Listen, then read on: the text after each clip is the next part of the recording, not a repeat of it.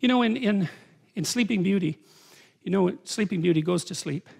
And the reason she goes to sleep is because you have to remember what happens is she has parents who are quite old. And so they're pretty desperate to have a child, like so many people are now. And they only have one child, like so many people do now. And they don't want anything to happen to this child. Because like, hey, it's a miracle. And there's only one of them. And she's the princess. And so it's like, we're not letting anything around her. So they have a big christening party, right? And they invite everybody. But they don't invite Maleficent.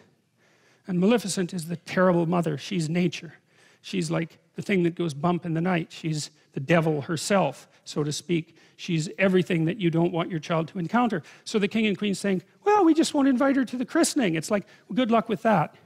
That's an Oedipal story, right? The Oedipal mother is the mother who devours her child by refusing, by overprotecting him or her, so that instead of being strengthened by an encounter with the terrible world, they're weakened by too much protection, and then when they're let out into the world, they cannot live. And that's the story of Sleeping Beauty, and that's what the king and queen do. And they apologize to Maleficent when she first shows up and say, well, you know, they have a bunch of half-witted excuses why they don't invite her. We forgot. It's like, I don't think so. You know, you don't forget something like that. And she kind of makes that point. It's right, the whole horror of life. You don't forget about that when you have a child, that's for sure. You might wish that it would stay at bay, but you do not forget about it. The question is, do you invite it to the party? And the answer is, it bloody well depends how unconscious you want your child to be. And if you want your child to be unconscious, well, then you have the added advantage that maybe they won't leave home, and so you can take advantage of them for the rest of your sad life instead of going off to find something to do for yourself.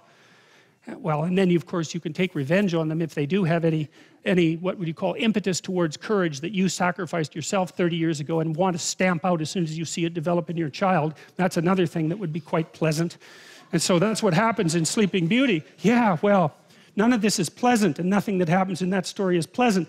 So Sleeping Beauty, she's naive as hell. They put her out in the forest and have her raised by these three like goody two-shoes fairies that are also completely devoid of any real potency and power, right? There's nothing maleficent about them.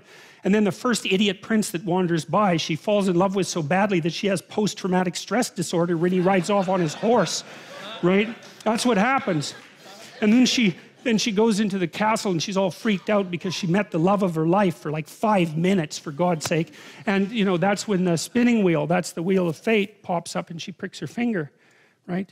They try to get rid of all the spinning wheels. They try to get rid of all the wheels of fate with their pointed end. But she finds it, pricks her finger and falls down unconscious. Well, she wants to be unconscious. And no bloody wonder. She was protected her whole life. She's so damn naive that her first love affair just about kills her. She wants to go to sleep and never wake up. And so that's exactly what happens. And then she has to wait for the prince to come and rescue her. Well, you think, how sexist can you get, that story? Well, seriously, because that's the way that would be read in the modern world. It's like she doesn't need a prince to rescue her. That's why Disney made Frozen that absolutely appalling piece of rubbish.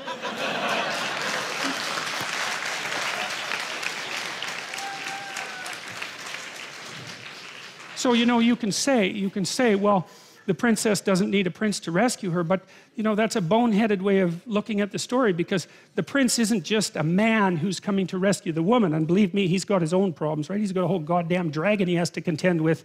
But the prince also represents the woman's own consciousness. The consciousness is presented very frequently in stories as symbolically masculine, as it is with the logos idea. And the idea is that without that forward-going, courageous consciousness, a woman herself will drift into unconsciousness and terror. And so you can read it as, well, the woman who's sleeping needs a man to wake her up. And of course, just like a man needs a woman to wake him up, it's the same damn thing. That's the dragon fight in Sleeping Beauty. But it's also the case that if she's only unconscious, all she can do is lay there and sleep, like the sleep of the naive and damned. She has to wake herself up and bring her own consciousness, her own masculine consciousness into the forefront so that she can survive in the world. And of course, women are trying to do that like mad. So you don't want to read it as a patriarchal, you don't want to read anything that way. It's so, really, yeah, I won't bother with that, but really, we can do better than that, man.